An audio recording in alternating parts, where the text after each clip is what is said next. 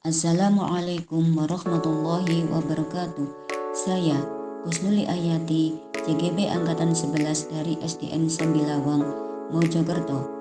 Saya akan menyampaikan koneksi antar materi, kesimpulan, dan refleksi. Pertanyaan 1.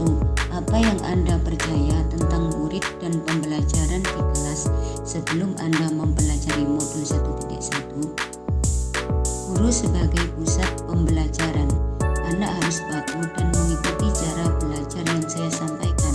Saya lebih banyak menunjukkan dan siswa duduk diam mendengarkan, kemudian mengerjakan. Anak ibarat kertas kosong yang mana membutuhkan guru untuk mengisi dan mewarnainya.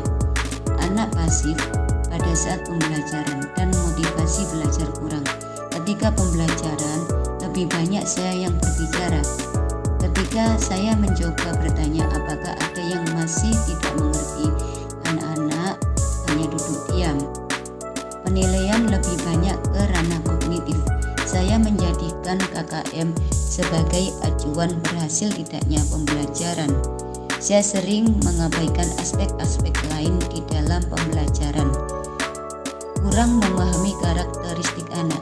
Saya sering menyamaratakan kemampuan anak dan menggunakan cara belajar sesuai pemikiran saya. Fokus guru adalah kelas tertib, tenang, dan anak-anak menguasai materi. Pertanyaan 2. Apa yang berubah dari pemikiran atau perilaku Anda setelah mempelajari modul ini? Menerapkan pembelajaran berpusat pada murid dengan merdeka belajar, memberikan kebebasan pada murid untuk menyelesaikan tugas sesuai dengan bakat, minat, dan kreativitasnya. Menyadari bahwa anak lahir sudah dengan kodrat. Guru menebalkan laku anak yang positif, menyamarkan yang negatif, menciptakan suasana belajar yang aktif dan menyenangkan. Guru hanya sebagai fasilitator, lebih banyak memberikan kesempatan pada anak, memberi stimulus agar mampu berpikir aktif, kritis, kreatif, dan menyenangkan. Menyeimbangkan ranah kognitif, afektif, dan psikomotor. Keseimbangan cipta, rasa, dan karsa sangat diperlukan sehingga akan menimbulkan budi pekerti yang luhur. Memahami karakteristik anak secara perlahan, memahami karakteristik setiap anak, gaya belajar yang sesuai dengan bakat dan kemampuannya. Pertanyaan 3. Apa yang dapat segera Anda terapkan lebih baik agar kelas Anda mencerminkan pemikiran Diajar Dewantara? Menerapkan konsep merdeka belajar dan terintegrasi pada pencapaian profil pelajar Pancasila. Menciptakan pembelajar yang aktif dan menyenangkan.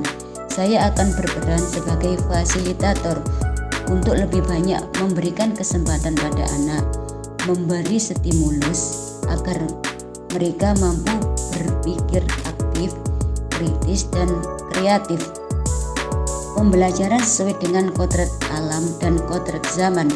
Saya berusaha memahami akan sifat dan bentuk lingkungan di mana anak berada. Setiap anak sudah membawa sifat dan karakteristik masing-masing. Kemudian saya harus membekali keterampilan mereka sesuai dengan zamannya. Kesimpulan, pendidikan adalah menuntun anak untuk merdeka belajar sesuai dengan minat dan bakatnya. Pendidikan sejatinya menghamba pada anak. Pendidikan yang humanis dengan sistem AMO, memberi teladan, membangun motivasi yang memberi dorongan. Pendidikan disesuaikan dengan kodrat alam dan zaman.